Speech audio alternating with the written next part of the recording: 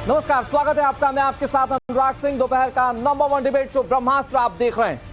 राजनीति, ये दो शब्दों से मिलकर बना हुआ शब्द, राज और नीति।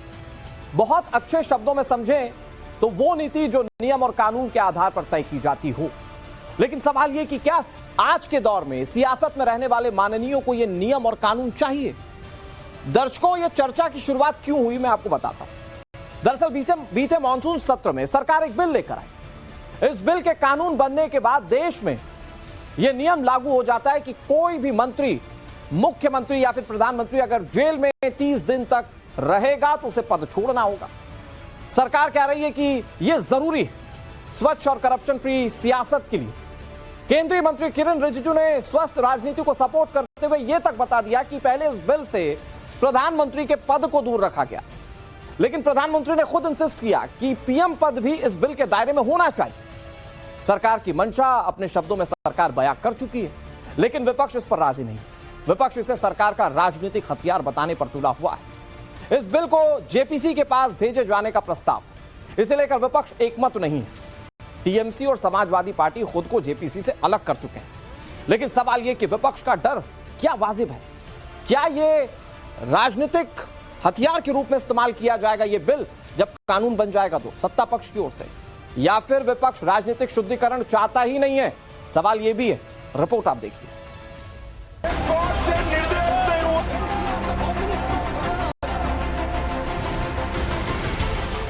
आज से ठीक 4 दिन पहले यानी 20 अगस्त को जैसे ही संसद में सरकार ने प्रधानमंत्री, मुख्यमंत्रियों और मंत्रियों को गिरफ्तारी के 30 दिन बाद हटाने वाला बिल पेश किया, इस पर सियासी बवाल मच गया। सरकार के इस बिल के खिलाफ विपक्षी पार्टियों ने हल्ला बोल दिया, लेकिन अभी बिल पेश किए 1 हफ्ते भी नहीं बीते और विपक्ष सरकार को पानी पी पी कर कोसने लगा। बड़ी बात यह है कि अब विपक्ष में ही एकजुटता नहीं दिख रही है। केंद्र की तरफ से 130वें संविधान संशोधन के लिए पेश बिलों पर विपक्षी एकता धीरे धीरे बिखरती नजर आ रही है। ममता बनर्जी के बाद अब समाजवादी पार्टी ने भी विपक्षी दलों से अलग सुर अलापा है। टीएमसी और समाजवादी पार्टी ने ऐलान किया कि वो संविधान संशोधन पर जेपीसी में शामिल नहीं होंगे, जिसमें 30 दिनों तक नजरबंद रहने पर मुख्यमंत्रियों, मंत्रियों और प्रधानमंत्री को बर्खास्त किए जाने का प्रावधान है। 130वें संविधान संशोधन पर जेपीसी को इन दलों ने तमाशा करार दिया। ये तो कभी ये इम्प्लीमेंटेड नहीं होगा। अभी वो सिर्फ इसके लिए नाटक करना चाहते हैं, तो हमारा इतना वक्त नहीं है बर्बाद करने के लिए। अगर उसका इरादा, भाजपा का अगर इरादा सही है कि वो भ्रष्टाचार के खिलाफ लड़ेंगे, तो बिल क्यों? तो हम कोई दिखावे का हिस्सा नहीं बनना चाहते। अगर ईमानदारी से डिस्कशन करना होगा, अगर बिल अच्छी मंशा से लाया जाएगा तो हम बिल का समर्थन करते हैं। टीएमसी के बहिष्कार की उम्मीदें तो थी, लेकिन समाजवादी पार्टी के इस फैसले ने विपक्षी एकता के हित में कांग्रेस पर भी ऐसा करने का दबाव बढ़ा दिया है। समाजवादी पार्टी के टीएमसी के साथ गठबंधन करने के फैसले ने विपक्षी खेमे में बेचैनी बढ़ा दी है। हालांकि अभी कांग्रेस का रुख साफ नहीं है कि वो जेपीसी में जाएगी या अपने गठबंधन के साथियों के साथ सुर में सुर मिलाएगी। कि अपोजिशन को टारगेट करने के लिए, डराने के लिए और जो उनके अलायंस पार्टनर है उनको अपने साथ लेने के लिए और वो न हिले, इसकी कोशिश वो कर रहे हैं। कांग्रेस के साथ साथ तकरीबन सभी विपक्षी दल राजनीति के शुद्धिकरण वाले इस बिल का विरोध कर रहे हैं। वहीं बीजेपी उनके इस रुख से हमलावर है। सवाल उठा रही है कि आखिर इस फैसले से उन्हें इतनी मिर्ची क्यों लग रही है, क्योंकि 130वें संविधान संशोधन के बाद सभी दागी नेता उसके दायरे में आ जाएंगे, चाहे वो सत्ता पक्ष का ही क्यों ना हो। जो सरकार में रहते हैं वो अपना आप को बचाने के लिए बिल लाते हैं ना, करप्शन में हो या कोई भी चीज में। मोदी जी ऐसा प्रधानमंत्री है जो रिकमेंडेशन के विपरीत खुद प्रधानमंत्री को भी उस कैटेगरी में डाल दिया कि अगर प्रधानमंत्री भी कोई भी करप्शन करते हैं तो वो जेल जाना होगा और जेल जाता है तो पद छोड़ना होगा। ये तो बहुत साफ है। आप सोचिए, chief minister, prime minister, union minister, कोई भी पद हो, कानून से ऊपर तो नहीं हो सकते। तो फिर इसमें ऑपोजिशन को आपत्ति ही क्या है? देश स्वागत कर रहे हैं कि इतना क्रांतिकारी बिल लाए हैं। 20 तारीख को लोकसभा में गृह मंत्री अमित शाह ने 130वें संविधान संशोधन बिल को पेश किया और इसके बाद सदन में भूचाल आ गया। भूचाल इसलिए क्योंकि इस बिल की जद में मुख्यमंत्री, प्रधानमंत्री और मंत्रियों की कुर्सी आ गई। बस ये सुनने भर की देर थी कि विपक्ष ने भारी विरोध और हंगामा शुरू कर दिया। कांग्रेस के केसी वेणुगोपाल ने गृह मंत्री को ही कटघरे में खड़ा करने की कोशिश की। Question to the Honorable Home Minister. When he was the Home Minister of Gujarat, he had been arrested, sir. Whether he took the morality of that point of time. ये विषय नहीं है, morality of that point of time. गृहमंत्री जी, मुझ पर झूठे आरोप लगाए तब अरेस्ट होने के पहले मैंने नैतिकता के मूल्यों का हवाला देकर इस्तीफा भी दिया और जब तक मैं कोर्ट से निर्देश नहीं हुआ कोई संविधान पद मैंने स्वीकार नहीं किया। ये क्या सिखाते हैं नैतिकता में? This bill is to target the opposition ruling government. This bill is to threaten the people like Nitish Kumar and Chandrababu Naidu. This bill is to blackmail the party. Samajwadi party से धर्मेंद्र यादव ने संसद में सत्ता पक्ष को अजीत पवार की याद दिलाई। ओवैसी भी खड़े हुए और कहा कि भारत को पुलिस स्टेट में बदलने की कोशिश की जा रही है। Sir, this is the 1933 Gestapo when Gestapo was found in Germany. This government is hell-bent on creating a police state. This will be a death knell and leash an elected government, sir. कानून के राज की बुनियाद है कि आप बेगुनाह हैं जब तक आपका गुनाह साबित नहीं किया जाता। You are innocent until proven guilty. This bill stands that fundamental maxim of jurisprudence on its head. It makes an investigating officer the boss of the Prime Minister of India. विरोध इसलिए करता हूं माननीय गृह मंत्री जी, बहुत नैतिकता की बातें कर रहे हैं आप। आपने भाषण दिए थे चक्की पी सिंह, महाराष्ट्र में जिनको लेके डिप्टी सीएम बना के घूम रहे हैं आप। आगाह करता हूँ चंद्रबाबू नायडू जी को, नीतीश जी को संभल के रहिए और कुछ इनके स्वयं की पार्टी में भी शायद उनको भी निपटाने की ये योजना है। केंद्र सरकार एक पूरे षड्यंत्र के तहत इस कानून को ला रही है ताकि विपक्ष की सरकारों को इसी तरीके से गिराया जा सके। सियासी हंगामे और बवाल के बीच इतना तो तय है कि विधेयक भारत की राजनीति में एक नया अध्याय शुरू करने जा रहा है। लेकिन विपक्ष और सत्ता पक्ष के बीच जारी जुबानी जंग के बीच सवाल प्रमुखता से यह भी उठ रहा है कि अगर यह कानून भ्रष्टाचार के खिलाफ जंग का हथियार बनेगा तो फिर इसमें दिक्कत क्या है? यह सवाल यह भी है कि सियासी प्रतिशोध का क्या ये औजार बन जाएगा? क्या ये कानून वाकई सत्ता पक्ष की ओर से विपक्ष को कमजोर करने की चाल है या फिर अच्छे शासन और संवैधानिक मूल्यों की रक्षा के लिए है? Bureau report, times now, Navbharat. राजनीति सुधार की बातें कई बार की जाती है और जो सत्ता से बाहर होता है उसको राजनीति ही सुधारनी होती है, लेकिन सत्ता का साथ देने का मादा राजनीति सुधारने में आज विपक्ष क्यों नहीं दिखा रहा? ये बहुत बड़े सवाल है जिसको आज सामने रखेंगे, लेकिन आपको सवालों के साथ हमारे मेहमानों के पास ले जाएं, दो तस्वीरें दिखाते हैं। देश में करप्शन कैसे घर कर चुका है, ये दो तस्वीरें आपके सामने। ये दोनों तस्वीरें कल की और बड़ी कार्रवाइयों की तस्वीर। कल कांग्रेस एमएलए गिरफ्तार किए गए, उनके घर से करोड़ों रुपए कैश मिला, करोड़ों के गहने मिले। और उसके बाद आप जो दूसरी तस्वीर देख रहे हैं, ये सरकारी इंजीनियर के घर की है, ये भी गिरफ्तार हो चुके हैं, इनके घर से भी करोड़ों रुपए मिले। और इन दो तस्वीरों का रेलेवेंस इसलिए, मान लीजिए कांग्रेस के एमएलए कल मंत्री होते और मान लीजिए कि इस तरह से गिरफ्तार होते तो ये कई सालों तक बैठे रहते अंदर, सरकार चल रही होती, इनका मंत्रालय चल रहा होता। और इस तरह की चीजें ना हो, इसीलिए सरकार कह रही है कि हम ये बिल लेकर आए जो राजनीतिक सुधार के लिए जरूरी है। बातचीत करते कई सारे मेहमान हमारे साथ जुड़ गए, उनका तारुफ आपसे करा दें। हमारे साथ धनंजय गिरी जुड़ गए जो कि भारतीय जनता पार्टी के प्रवक्ता हैं। हमारे साथ जाने माने वरिष्ठ पत्रकार अनंत विजय जुड़ गए जो कि वरिष्ठ पत्रकार हैं। जगदीश शर्मा हमारे साथ जुड़ गए हैं, कांग्रेस पार्टी का पक्ष रखने के लिए, कांग्रेस नेता हैं। हमारे साथ श्याम प्रकाश पुरोहित जुड़ गए जो कि टीएमसी के प्रवक्ता हैं। और हमारे साथ निवान शर्मा जुड़ गए, आम आदमी पार्टी के प्रवक्ता हैं। सभी मेहमानों का बहुत बहुत स्वागत है। मैं शुरुआत जगदीश जी आप ही से करता हूं, इस इंटेंशन के साथ कि सर आप जो बोलेंगे बहुत इस बात को ध्यान में रखकर बोलेंगे कि राजनीति भी सुधारनी है और जनता को जवाब भी देना है, क्योंकि आज जनता के मन में सवाल यह है कि भाई जब एक आम व्यक्ति किसी मामले में आरोपी होता है तो उसके खिलाफ कानूनी कार्रवाई की जाती है और वो जेल के पीछे जाता है, सब रुक जाता है। लेकिन ये लिबर्टी हमारे देश के नेताओं को क्यों चाहिए कि वो मंत्री हैं, किसी मामले में जेल गए और वो मंत्रालय जेल से चलाए?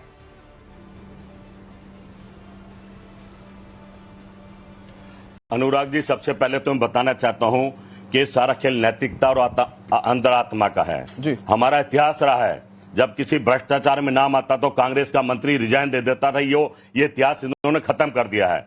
आप सही माने प्रधानमंत्री जी पर आज इतने आरोप लग रहे हैं वोट चोरी के, भ्रष्टाचारी के, जो भ्रष्टाचार मंत्री सरकार में ले लिए। देश की जनता देख रही है, आप भी देख रहे होंगे, तो क्यों नहीं इस्तीफा दे देना चाहिए, शुरुआत करना चाहिए। प्रधानमंत्री ने कहा बिल्कुल मैं शुरुआत, मेरा भी नाम होना चाहिए। नहीं, जगदीश शर्मा जी देखिए बड़ा अच्छा बोला आपने। जगदीश शर्मा जी सुनिए ना, आप जिस इस्तीफे की गुंजाइश रखते हैं या जिस इस्तीफे को बड़ा ग्लोरीफाई करते हुए कह रहे हैं कि इन लोगों को भी ये करना चाहिए, तो ये इस्तीफा तो खुद ब खुद हो जाएगा ना। आज के समय में क्या हो रहा है, अरविंद केजरीवाल जैसे नेता जेल से सत्ता चलाने की कोशिश करते हैं, उस तरह की चीजें खत्म हो जाएंगी। यही आप ही की बात तो सरकार करने की कोशिश कर रही है। आप कह रहे हैं इस्तीफा नहीं देते, वहां मांगने की जरूरत नहीं पड़ेगी, अपने आप इस्तीफा हो जाएगा, ये देश का कानून बन जाएगा। आप मुझे देखिए, लोकसभा के मंदिर में जनता के चुने हुए लोग नारा लगा रहे थे राज्यसभा और लोकसभा में कि वोट चोरो इस्तीफा दो। मैं तो लगा नहीं रहा था। तो जनता के चुने हुए से विपक्ष के नेता थोड़ी हैं, तो वोट सत्ता पक्ष के भी जनता के चुने हुए हैं। बता रहे हैं भाई, मैं कह रहा हूं जो भी वोट चोर है सभी इस्तीफा दो। अगर हमने वोट चोरी करे तो हमारा भी ले लो, मैं तो मना ही नहीं कर रहा। निष्पक्ष इस्तीफा दो, जांच कराओ, फिर प्रधानमंत्री बन के आ जाओ, फिर हमारे एमपी बन के आ जाओ। आप कहां से वोट चोरी कर देंगे? अभी तो आपको विरोध नहीं कर रहे, हम तो स्वागत। हाँ, वो तो कह रहा हूं, आप सिर्फ बना सरकार से पूछिए हमारे धनंजय भाई से कि जो हरियाणा और जो दिल्ली और जो महाराष्ट्र और मध्य प्रदेश में चुने उनकी वोटर लिस्ट दे दीजिए, तो वोट चोरी का पता लग जाएगा और इस्तीफे भी हो जाएंगे। यही गलत है, पर जब देंगे नहीं तो जांच कौन करेगा? जगदीश जी यही गलत तो करेगा नहीं, वो तो आज का मुद्दा एसआईआर या वोट चोरी नहीं है जी। आज का मुद्दा 31वां संविधान संशोधन बिल है, जिसके तहत अगर आपके नेता, मंत्री, मुख्यमंत्री या प्रधानमंत्री अगर 30 दिनों तक जेल में है तो उन्हें अपनी कुर्सी से हाथ धोना पड़ेगा। इस नियम और इस कानून में क्या दिक्कत है? क्योंकि आप तो खुद कह रहे इस्तीफा दे देना चाहिए भाई नैतिकता के आधार पर। यह नैतिकता कानून बन जाए तो कांग्रेस को क्या दिक्कत है? हाँ भाई, पर हमें कोई दिक्कत नहीं है, हम तो समर्थन करेंगे। तो जेपीसी में जा रहे हैं आप, क्योंकि आपके साथ वाले लोग जेपीसी को मना कर रहे हैं। समाजवादी पार्टी मना कर चुकी है, टीएमसी मना कर चुकी है, मेरे साथ आम आदमी पार्टी के प्रवक्ता वो मना कर चुके हैं। आप जेपीसी में बैठे हैं। हम भागने वाले नहीं है, हम भागने वाले नहीं। पर बता दूं चल क्या रहा है कि लोग चाहते हैं कि हम एक सरकार जैसे ममता जी को या किसी सरकार के मुख्यमंत्री को आरोप लगाए, जेल में डाले, क्योंकि सरकार भी इनकी, कानून भी इनका, और फिर सरकार को उठा ले। ठीक है, तो लोकतंत्र आपने देखा ये चीज तो मुझे अच्छी लगी और खरीदता है। जगदीश शर्मा जी, आपके जानिब मुझे ये चीज अच्छी लगी कि कांग्रेस पार्टी ये सोचती है कि आप फेस करेंगे और राजनीतिक शुद्धिकरण का समर्थन करेंगे। ये चीज मुझे अच्छी लगी सर। ये आज आपको देश की जनता देख रही होगी तो वो समझ होगी कि हां, कांग्रेस पार्टी भी, राहुल गांधी के पद चिन्हों पर चलने वाली कांग्रेस पार्टी, महात्मा गांधी के पद चिन्हों पर चलने वाली कांग्रेस पार्टी आज चाहती है कि राजनीतिक शुद्धिकरण हो। मैं आपके पास आता हूं, हमारे साथ जो टीएमसी के नेता जुड़े हुए हैं उनका नाम है स्वयं प्रकाश पुरोहित। माफी चाहूंगा सर, मैंने नाम आपका गलत बोल दिया था। मैं टीएमसी के पास आऊंगा टीएमसी का पक्ष जानने के लिए, लेकिन मैं धनंजय गिरी जी आपके पास आता हूं। भाई, विपक्ष कह रहा है कि यह राजनीतिक हथियार हो सकता है। सर, यह राजनीतिक हथियार क्यों होगा? क्योंकि मैं कुछ रिसर्च कर रहा था सर, और उसमें यह पता चला कि 2014 से लेकर चाहे जयललिता हो, मदन मित्रा हो, फिरहाद हकीम हो, सुब्रत मुखर्जी हो, सत्येंद्र जैन, पार्थ चैटर्जी, नवाब मलिक, मनीष सिसोदिया, केजरीवाल, सेंथिल बालाजी और भी कितने सारे, ये सारे नाम जो है ना गिरी साहब, ये सारे नाम विपक्ष के। मतलब कार्रवाइयां हो रही हैं तो सिर्फ विपक्ष के नेताओं पर हो रही हैं, और यही विपक्ष के नेता कह रहे हैं कि अगर इस तरह का कानून बन जाएगा तो सरकार जेल में डालेगी और इस्तीफा ले लेगी।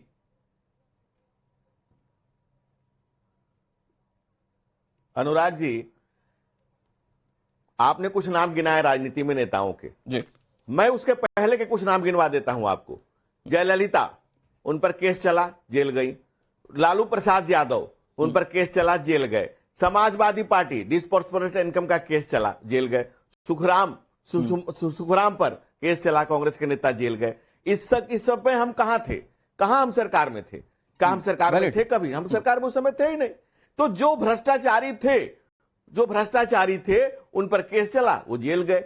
और आज भी जो भ्रष्टाचारी है उन पर आप बात कर रहे थे, आप आरोप लगा रहे हैं। नरेंद्र मोदी जी के नेतृत्व में जब से वो शासन सत्ता में है, एक आरोप काजल की कोठरी से, अटल बिहारी वाजपेयी जी ने कहा था कि काजल की कोठरी से भी निष्कलंक होकर निकल जाए, ये भारतीय जनता पार्टी के संस्कार है। उसी संस्कार को नरेंद्र मोदी जो है आगे बढ़ा रहे हैं। भय भूख और भ्रष्टाचार से मुक्ति का जो भाजपा का नारा था, नरेंद्र मोदी नीतियों में ला करके उसको नियम बना करके जिद्दी से जिद्दी धाक धोने का प्रयास कर रहे हैं। भाई साहब, आपके बीच में मैं बोला नहीं था और ये गलत बात है। मुझे बैकग्राउंड साउंड की बिल्कुल जरूरत नहीं है, बैकग्राउंड म्यूजिक की। मैं बिल्कुल बैकग्राउंड म्यूजिक के पक्ष में नहीं होता हूं। आपके समय में नहीं बोलता हूं, मेरे समय में ना बोलिए। ठीक है गिरी साहब, ओके कंटिन्यू। अनुराग जी देखिए, सबसे बड़ी बात क्या है कि सबसे बड़ी बात क्या है, मैं बहुत दिन मैं लगातार सोचता हूं कि राहुल गांधी बेचारे 90 चुनाव क्यों हारे। तो मैं उनके प्रवक्ता को सुन रहा था, आप पूछ क्या रहे हैं, वो जवाब क्या दे रहे हैं। आप पूछ भी रहे हैं कि भाई इस कानून में आपको क्या दिक्कत है, वो वोट चोरी हो गया, SIR गलत। भाई यही कारण है ना, कांग्रेस करप्शन का पर्याय हो गई और काले चित्र जो दाग है कांग्रेस के, वो कांग्रेस से मिटते नहीं। कल भी कांग्रेस के एक नेता के यहाँ छापा मारा गया, कितना करोड़ कैश, कितना सोना, कितना चांदी, कितना क्या क्या मिला है। तो इंदिरा गांधी ने कभी कहा कि गरीबी हटाओ, कांग्रेस के सारे नेता अपनी गरीबी हटाने में लग गए। और यहाँ प्रधानमंत्री नरेंद्र मोदी ने 25 करोड़ गरीबों को गरीबी रेखा से ऊपर लाया, 80% लोगों को सारी बात सही है और देश का इतिहास पढ़ने वाला सबसे बड़ी बात अनुराग जी जानता है। लेकिन गिरी साहब, मुझे ये बताइए कि जो विपक्ष के मन में डर है, भाई वो ये देखते हैं, ठीक है करप्शन, आप करप्शन के मुद्दे पर कह रहे हैं कि भाई अगर करप्शन ये करेंगे तो जेल भी यही जाएंगे, और उसमें सच्चाई भी है। लेकिन उनके मन का सवाल यह है कि पिछले 2014 से लेकर आज की डेट तक ये सारी कार्रवाइयां अगर विपक्षी नेताओं के खिलाफ हो रही है, और आप देखिए ना कि सत्येंद्र जैन तो छूट गए, तो ये कहते हैं कि मोटिवेशनल पॉलिटिकल मोटिवेटेड कार्रवाई की जाती है और उसके तहत अगर कोई 1 महीने जेल में रह जाएगा तो उसको पद से हाथ धोना पड़ेगा। ये राजनीतिक हथियार के रूप में इस्तेमाल किया जा सकता है। ये सवाल, ये संशय है इंडिया अलायंस के मन में। मैं आ रहा हूं जगदीश जी, आ रहा हूं। हाँ। अनुराग जी, ये राजशाही तो है अनुराग, ये राजशाही तो है नहीं। हाँ। ये लोकतंत्र है, प्रजातंत्र है। ये लोकतंत्र जो है वो परिवार तंत्र बनाने वाले और जनतंत्र को परिजनतंत्र बनाने वाले। ये तो समझ लें कि भाई जनता कभी, हमारी सत्ता शाश्वत तो है नहीं। सबसे ज्यादा मुख्यमंत्री हमारे, सबसे कैबिनेट पूरी की पूरी हमारी, प्रधानमंत्री हमारे, और हम कह रहे हैं कि नहीं, हम सबको लेकर के आ रहे हैं, यानी कि हम अपने ऊपर, स्वयं के ऊपर नियंत्रण बढ़ा रहे हैं। बिल्कुल। और इसके पहले भी मैंने, जब हम सत्ता में नहीं थे 2014 के पहले भी नेताओं के नाम गिनाया आपको, क्या भाजपा के नेता लेंगे तो वो छूट जाएंगे भाई सब दायरे में ना इस बिल के। तो देखिए अनुराग जी, अभी तक जितने भी जांच हुई सब विपक्ष के नेताओं पर, या जो भ्रष्टाचारी थे मोदी जी कहते थे आज जिनकी पार्टी में है। मनमोहन सिंह पर इन्होंने कितने आरोप लगाए, ये जी 2G 3G जीजा जी कहां सब छूट गए। आपने कहा कि दिल्ली के जो बिजली मंत्री थे वो भी छूट गए। कहीं ना कहीं 1 हफ्ते के लिए ईडी हमें दे दो और इनके किसी भी नेता पर रेड कर लो, भारत का सारा धन मिलेगा, सारा धन मिलेगा। और राहुल गांधी जी आने दो, ये काम करेंगे, हम सारा धन आपको दिखाएंगे। कहां है अडानी पर मुकदमा दर्ज है, क्योंकि वो अमेरिका में होगा, भारत में थोड़े सकता था, भारत में थोड़े सकता था। ठीक है धनंजय गिरी जी, जल्दी से। भारत होगा। और अडानी को मांग रहा है अमेरिका, अडानी को अमेरिका मांग रहा है, और ये नहीं दे रहे हैं, ना संबंध दे रहे हैं। मैं ये जानना चाहता हूं कि कांग्रेस में, मुझे कहना नहीं चाहिए, ये शब्द बड़ा अजीब है, लेकिन कांग्रेस में कितने पप्पू? मैं ये सवाल मेरे दिमाग में कौन रहा है। अभी तो इन्होंने 2 बातें कही। एक तो इन्होंने कहा कि भाई मैं छापा मारूं तो सब मिल जाएगा, दूसरा इन्होंने कहा कि विदेश में मिलेगा, यानी कि कांग्रेस के ये 2000 करोड़ का जो नेशनल हेराल्ड हुआ है, ये कहीं विदेश में रखा हुआ है। इनको प्रैक्टिस है इस तरह के घटनाक्रम करने की, इनको प्रैक्टिस है भ्रष्टाचार की, यानी कि ये मान रहे हैं कि आरोप तुम्हारे लगाए हुए हैं धनंजय भाई, सोनिया गांधी के नकली आरोप लगाकर प्रधानमंत्री बन गए। 12 साल से सरकार में बैठे हो, ये कोई आरोप साबित हुआ? अनुराग भाई 12 साल से सरकार में बैठे हैं, किसी पर कोई आरोप साबित हुआ? नकली मुकदमे तो बना देंगे, और जो आरोपी थे वो इनकी सरकार में है। ठीक है, जो आरोपी थे इनकी सरकार में है। ठीक है, प्रधानमंत्री आरोपी बताते थे, गृह मंत्री आरोपी बताते थे इनकी सरकार में। आपके मन के जो सवाल थे, या मेरे साथ इस विपक्ष के जो पैनलिस्ट हैं उनके मन के जो सवाल थे, वो मैंने पहली लाइन में धनंजय गिरी से पूछ लिया। वो जो जवाब दे सकते थे संभवतः जवाब भी दे दिया। लेकिन जगदीश शर्मा जी, आप ये कह रहे हैं कि राहुल गांधी आएंगे सत्ता में, फलाना कर लेंगे, ढिमकाना कर लेंगे। कर लीजिएगा साहब, सत्ता आपकी रहेगी, कर लीजिएगा, कानूनी तौर पर जो बन पड़े कर लीजिएगा। हम भी चाहते हैं कि करप्टेड लोग बाहर आए, लेकिन सरकार भी तो यही कह रही है ना कि करप्टेड लोगों को सत्ता पर रहने का अधिकार नहीं है या पद पर रहने का अधिकार नहीं है, तो बिल का समर्थन क्यों नहीं कर रहे? भाई करप्टेड लोग कौन है? आज देश को पता है कितने घपले घोटाले मिल जाएंगे, कोई जांच तो हो। कल आप ही बिना का जांच के कांग्रेस का विधायक पकड़ा गया सर। हर आदमी पे जितने मुकदमे होने हैं सब बरी कर दें। आप ही के कांग्रेस का विधायक पकड़ लिया, इनका काम है। कोर्ट छोड़ देगा, वो कोर्ट का काम है। क्यों कोर्ट क्यों छोड़ देगा? मेरे विधायक हिसाब दे देगा, कर लेंगे, अगर पैसे मिले तो आप जस्टिफाई कर लेंगे। हमारे देश में इतना कैश रखना कानूनन अपराध है, जानते हैं कि नहीं जानते? आप जस्टिफाई कर लेंगे, कोर्ट आप छुड़ाने जाइएगा। आज तक 15 अभी इतना करोड़ों रुपया जज के पास मिल गया, क्या इन्होंने कर लिया? तो महाभियोग की तैयारी भी चल रही है। सबसे बड़ा ब्रेकिंग तो यह है कि जुडिशियरी पर इन्होंने आरोप लगाया। अबे जुडिशियरी पर सवाल उठा दिया कि कल कोर्ट छोड़ देगा। चिलती नजर आ रही है। कैसे जानते कि कल कोर्ट ठीक है सर, ओके। लोकतंत्र है, अच्छी बातों को समर्थन देना चाहिए। विपक्ष सिर्फ विरोध के लिए नहीं है इस दुनिया में। भारत में विपक्ष सिर्फ विरोध के लिए नहीं है। ओके, मैंने आप दोनों को अच्छा समय दिया और मेरा मोटिव यह था कि इस पर जो सवाल उठ रहे हैं सत्ता पक्ष और विपक्ष खुलकर अपनी बातों को कह ले। आप दोनों को अच्छा खासा वक्त दे दिया। अब दूसरी पार्टियों को इंक्लूड करते हैं और फिर अनंत विजय जी के पास भी जाता हूं मैं। तो मैं स्वयं जी आपके पास आ जाता हूं। ये मतलब सरकार इंटेंशन तो सही बता रही है ना, वो कह रही है कि प्रधानमंत्री भी अगर जेल में रहे तो सरकार चलाने की इजाजत नहीं देंगे। तो ये तो ठीक है, कम से कम जेपीसी में बैठिए, अपने सुझाव दीजिए, एक अच्छा कानून हमारे देश में लेकर आइए, कम से कम करप्शन खत्म हो, अपराधियों का बोलबाला सियासत में खत्म हो।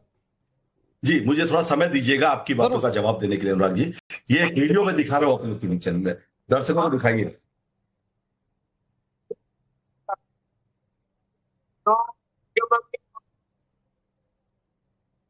इस वीडियो में जो नीचे बैठा शख्स है उसका नाम है शुभेंदु अधिकारी।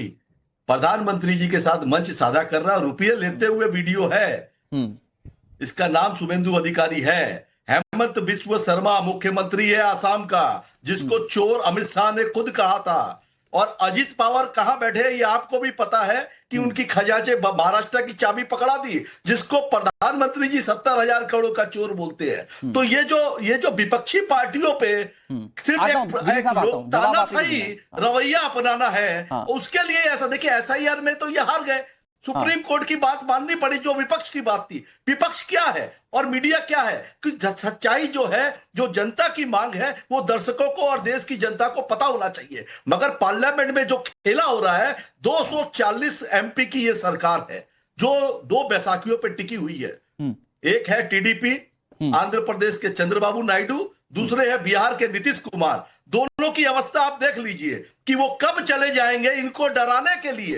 ये देखिएगा किसके पास कितने रुपए हैं। इंटरनल इक्वेशन है सर, वो बातें आप सही कह रहे हैं। स्वयं पुरोहित जी आप सही कह रहे हैं। मेरा एक सवाल है, मेरा सवाल सुनने का जवाब दे दीजिएगा। धनंजय गिरी भी काउंटर करना चाह रहे हैं। पहला सवाल का जवाब देते सवाल यह है कि मदन मित्रा, फिरहाद हकीम, पार्थ चैटर्जी। अच्छा, पार्थ चैटर्जी के बारे में दर्शकों को भी जानना चाहिए। पार्थ चैटर्जी वो नेता हैं जिन्होंने सिर्फ पैसा रखने के लिए, सो कॉल्ड उनकी जो फ्रेंड थी उनके नाम पर एक घर ले लिया और पैसा रखने के लिए उसको इस्तेमाल कर दिया। हाल फिलहाल में अभी कई सारे ऐसे नेता पकड़े गए TMC के जिनके पास अपूर्व संपत्ति मिली। तो ये तो आपके यहाँ भी मिल रहा है ना सर। दोषी है, आप उसको जेल में डालो, अगर उसकी जो सजा बनती है वो सजा दो। तो स्वयं पुरोहित जी सरकार भी तो यही कह रही है कि जेल में बैठकर पद नहीं लेने देंगे। क्या दिक्कत है? अगर आप कानून का साथ दे रहे और आप कह रहे हैं कि कानून के मुताबिक सबको जेल में जाने का अधिकार है, अगर वो गलत करता है तो पद नहीं लेने देंगे। आप बहस कर रहे हो, आप जवाब नहीं सुन रहे हो। जवाब सुनो। कल जो मोदी जी 22 तारीख को पश्चिम बंगाल में कलकत्ते की पावन धरती पर आए, उनके साथ मंच साझा करने वाले कौन थे? एक का नाम है उसके अंदर में तापस राय, जिसके यहाँ लोकसभा के पहले CBI की रेड होती है और कुछ मसला पकड़ा जाता है और वो भाजपा का दामन छाप के उसको CBI ED नहीं पकड़ेगी। अगर मैं छाता पकड़ लूंगा भारतीय जनता पार्टी का तो मैं नहीं भिजूंगा। ये क्या है? देखिए मुझे बोलने दीजिए, मुझे देखिए, अगर आपको भय मुक्त वातावरण रहना है तो भाजपा में आ जाइए। अगर आपके पास आपको CBI ED से डरना है तो आप भाजपा में आ जाइए। इसीलिए तो यह बिल लाया जा रहा है कि हमारी सरकार, आपके सारे राजनीतिक आरोप अपनी जगह। मैंने आप ही के आरोपों के आधार पर तो वो लिस्ट गिना दी जिसमें से विपक्ष के नेताओं के नाम पे धनंजय गिरी को जवाब देना है उस पर। लेकिन स्वयं जी मेरी बात सुनिए ना सर। मैं ये कह रहा हूं कि आप खुद ये बात मानते हैं गलत तो कानूनी कार्रवाई हो, तो गलत कानूनी कार्रवाई हो तो 1 महीने जेल में रहने के बाद पद पर रहने का अधिकार क्यों दिया जाए? और फिर यहां तो मामला जेपीसी का है, आप जेपीसी में जाकर अपना पॉइंट रखिए, हो सकता है बेहतर कानून देश को मिले। नेता अभिषेक बनर्जी ने कहा, where is the accountability and who is the accountable? नोटबंदी में कितने लोग मरे? Who is the accountable? Pahalgam में जो घुसे, पार्थ चटर्जी और फिराद हकीम जैसे नेताओं को अपने बगल में बिठाकर टीएमसी के नेता पूछ रहे हैं अकाउंटेबिलिटी। भाग रही है। ओके, मैं अनंत विजय जी बस एक रिएक्शन और लूंगा आम आदमी पार्टी का, फिर मैं आपके पास आ रहा हूं। निमान शर्मा जी, आज देश में इस कानून की जरूरत सिर्फ इसलिए क्योंकि अरविंद केजरीवाल सत्ता चला रहे थे जेल में बैठकर, नैतिक रूप से, क्योंकि ये कांग्रेस भी कह रही है कि नैतिक रूप से आप इस्तीफा दो, तो वो नैतिक रूप से इस्तीफा अरविंद केजरीवाल नहीं दे पाए और आज देश को इस कानून की जरूरत है, इसलिए बीजेपी से लेकर आई है। गलत क्या है इसमें? फिर देखिए, ये तो होम मिनिस्टर साहब ने कह दिया कि अरविंद केजरीवाल जी की वजह से ये कानून लाना पड़ा, ये तो उन्होंने खुद कह दिया। दूसरी बात, हम ये कह रहे हैं कि हमारे देश में डिसाइड कौन करेगा, आपको इसको बुनियाद समझनी पड़ेगी। इसमें भाजपा की घिनौनी मंशा क्या है, आपको ये भी समझना पड़ेगा कि ये क्यों लाना चाहते हैं ये कानून। इसकी बुनियाद क्या है? बुनियाद ये है कि आपको हमारे देश में एक मुख्यमंत्री जनता ने बना दिया, उसके बाद अगर विपक्षी दल या जो दल आपसे बड़ा है या जो ऊपर सत्ता में है, अगर उसकी एजेंसी आपके ऊपर केस कर देती है, तो पहली बात ये साबित कौन करेगा कि उन्होंने कुछ करप्शन करी है कि नहीं करी? इस कानून के हिसाब से तो एजेंसी ने अगर आपके ऊपर आरोप लगा दिए तो मतलब साबित हो गया कि आप करप्ट हो। कोर्ट के ऊपर जाने की जरूरत नहीं है, क्योंकि सजा तो आपने उनको 31वें दिन दे दी। अब मुझे 1 मिनट, मैंने सबको सुना। हाँ, आप कोर्ट जाने की, कोर्ट की जो निर्णय है वो तो बाद में आएगा। 31वें दिन उनको सजा मिल गई कि वो मुख्यमंत्री पद से हट गए, तो इसके ऊपर आपने 2 अटैक किए। पहली बात तो जो आपका नेचुरल राइट ऑफ जस्टिस है वो आपने खत्म कर दिया। दूसरा, जो जनता ने आपको वोट देके मुख्यमंत्री बनाया, आपने वो भी खत्म कर दिया। तो बीजेपी की मंशा यह है, अगर इनकी मंशा भ्रष्टाचार को खत्म करने की होती तो इलेक्टोरल बॉन्ड में लाखों करोड़ रुपए का घोटाला पकड़ा गया, क्यों नहीं किसी के ऊपर एक भी एफआईआर अगर इलेक्टोरल बॉन्ड में हुई है तो आप मुझे बता दीजिए। अगर इनकी मंशा होती करप्शन को खत्म करने की, तो इनके जो बड़े बड़े जो प्रधानमंत्री जी ने कहा था 70,000 करोड़ रुपए का घोटाला, उसको उप मुख्यमंत्री बना दिया। जिसको होम मिनिस्टर साहब ने कहा था कि देश के सबसे करप्ट व्यक्ति, उनको इन्होंने मुख्यमंत्री बना दिया। सिंचाई घोटाले का आरोप था उनके ऊपर। ईडी का आप कन्विक्शन रेट देख लीजिए, 5,900 से ज्यादा मामले दर्ज हो चुके हैं, उसके अंदर 0.1% कन्विक्शन रेट है। तो कौन डिसाइड करेगा हमारे देश में कि ईडी जिसके ऊपर केस कर रही है वो सही है कि नहीं? एक छोटी सी बात कह के मैं खत्म कर रहा हूं, सिर्फ 10 सेकंड। आप ये बता दीजिए, 5 साल पहले भाजपा ने प्रेस कॉन्फ्रेंस करके पूरे देश को झूठ बोला था कि दिल्ली के अंदर शराब घोटाला हुआ, अरविंद केजरीवाल जी ने भ्रष्टाचार किया। आज 5 साल में 1 रुपया भी मिला हो तो आप मेरे को बताओ। इनके हिसाब से 30 दिन में इस्तीफा देकर अरविंद केजरीवाल जी को हटा देना चाहिए था, पार्टी को तोड़ देना चाहिए था, दिल्ली की सरकार को खत्म कर देना चाहिए था। और लास्ट बात, जो हमारे सत्येंद्र जैन जी हैं, 2 साल तक उनको जेल में रखा, अब ईडी ने कह दिया हमें कुछ नहीं मिला, कोई कार्रवाई नहीं होगी, केस बंद कर दो। उस केस में क्या उस अफसर को जेल में डाला जाएगा? होम मिनिस्टर साहब को जेल में डाला जाएगा? प्रधानमंत्री जी को जेल में डाला जाएगा? नहीं डाला जाएगा? बताओ। मैं अनंत सर के पास चला रहा हूं, आपसे वैसे काउंटर क्वेश्चंस मुझे करना थे, लेकिन मैं अनंत सर के पास बैक टू चला जा रहा हूं। अनंत सर, मुझे याद नहीं आ रहा है वो अन्ना आंदोलन, मुझे याद नहीं आ रहा है, मुझे वो पार्टी याद नहीं आ रही है, वो कौन सी पार्टी जो कहती थी कि आरोप लगे तो पद से इस्तीफा दे दो। आज निवान जी इतनी बड़ी बड़ी बातें कह रहे हैं, आपको याद है सर? आपने तो बहुत गहनता से कवर किया होगा उस वक्त वो पूरा आंदोलन। सर, अगर मेरी बात में सर, अगर 0.1% भी झूठ है तो आप मेरे को बोल दीजिए। अब वो वरिष्ठ पत्रकार है ना, थोड़ा वो बता दें। हाँ, अनुराग जी, उस समय एक पार्टी नहीं थी, वो इंडिया अगेंस्ट करप्शन एक एनजीओ था। जब अन्ना का आंदोलन चल रहा था, पार्टी तो बाद में पैदा हुई। और खैर, उस पार्टी के बारे में कुछ नहीं कहना मुझे, क्योंकि उस पार्टी के बारे में जनता की अदालत में फैसला हो गया। मैं सिर्फ इतना कहना चाहता हूं कि यहाँ बहुत इस तरह की बातें कही जा रही हैं जिसका कोई सिर पैर नहीं है। ईडी जेल नहीं भेजती है। सबसे बड़ी बात इन लोगों को ये समझना पड़ेगा, राजनीतिक दल के नेताओं को, कि जेल अदालत भेजती है। किसने बनाया पीएमएलए? निवान सर, एक बार, ये देश को गुमराह कर रहे हैं। ठीक है, काउंटर डंके की चोट पे मैं बोलता हूं, आप साबित करो आम आदमी पार्टी से एक भी नेता ऐसा मिला हो जिसके ऊपर 1 रुपए का भ्रष्टाचार हो। डंके की चोट पे बोलता हूं मैं, साबित करके दिखाओ आप। सर, ये डंके की चोट आप भारतीय जनता पार्टी को बताइए ना। अरे क्या बताएं? जो वोट चोरी करके सत्ता में बैठे उनको क्या बताएं? हम बताओ। अब क्या अब आपने तो बोलने देना है, हमें नहीं बोलने देना है। बता दीजिए तो मैं काम करता हूं।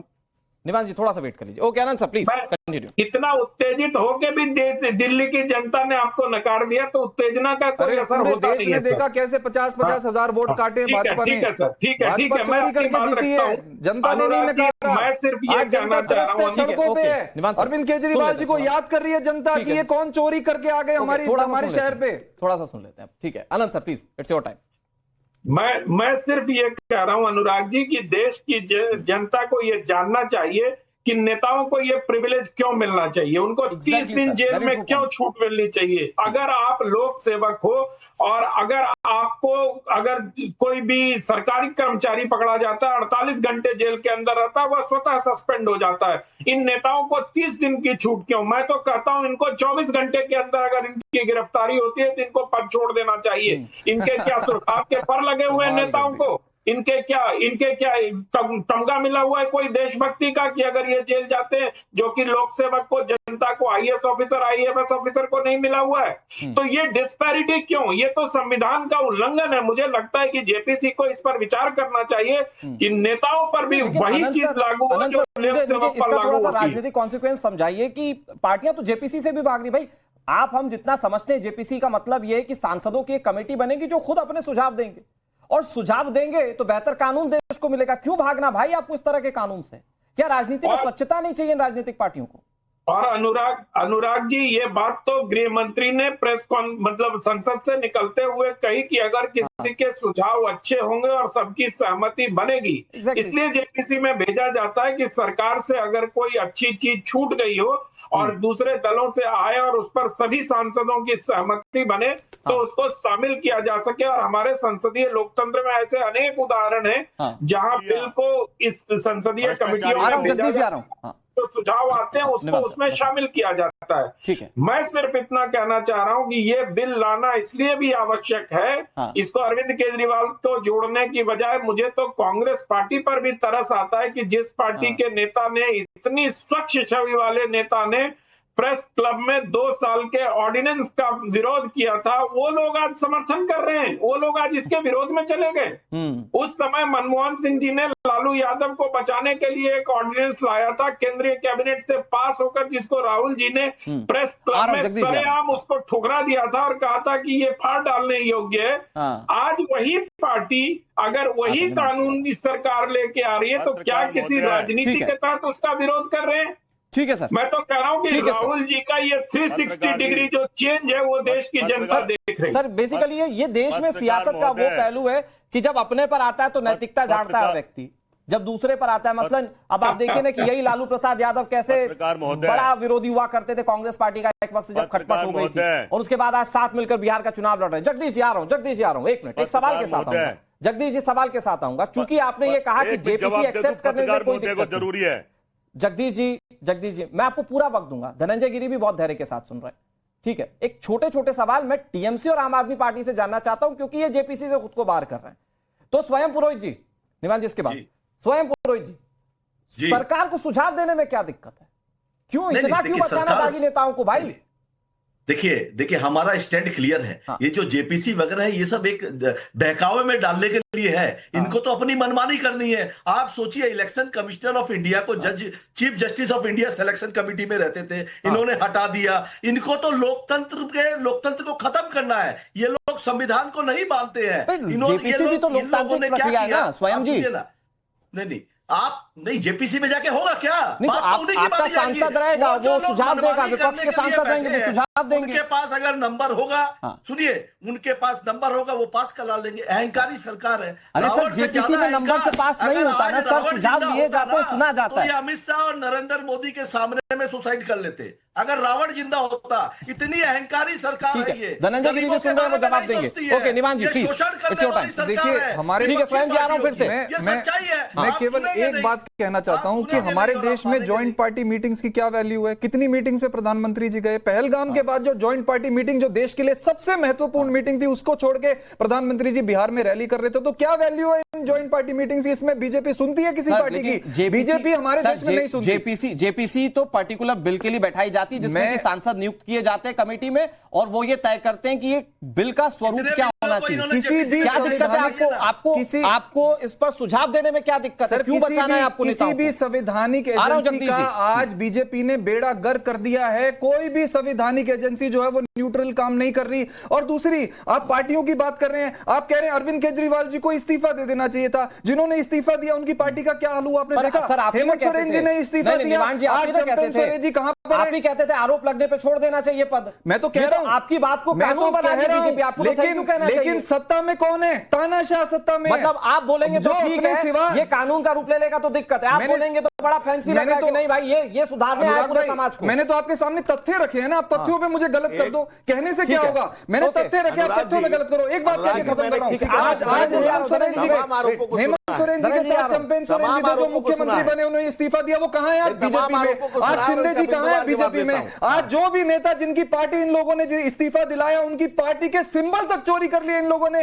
दूसरी बात, आखिरी बात कह के खत्म कर रहा हूं, ये कह रहे हैं प्रधानमंत्री जी के ऊपर भी केस हो जाएगा। कितने इन्होंने देखो न्यूट्रल है। हम ये कह रहे हैं चंडीगढ़ के ऊपर इनके छोटे से एक कार्यकर्ता जो है उसने चोरी करी, आज तक उस पे एफआईआर हुई हो तो बताओ, ये प्रधानमंत्री पे केस करेंगे? ये वोट चोर लोग हैं। आज तो पूरी देश में नारा लग रहा है कि वोट चोरो, गद्दी छोड़ो। निवान शर्मा जी, धनंजय गिरी जी वो ये कह रहे हैं कि हमें जेपीसी पर भरोसा नहीं क्योंकि कोई संवैधानिक संस्था इस देश में काम नहीं करती है। मैंने सबको सुन लिया अनुराग जी, सुन लिया Anurag ji. India against corruption एक संस्था थी, इंडिया अगेंस्ट करप्शन। चोरो गद्दी छोड़ो। Kejriwal is the synonym of corruption. गद्दी छोड़ो। Kejriwal is the synonym of corruption. गद्दी छोड़ो। केजरीवाल और करप्शन दोनों एक दूसरे के पर्याय हो गए।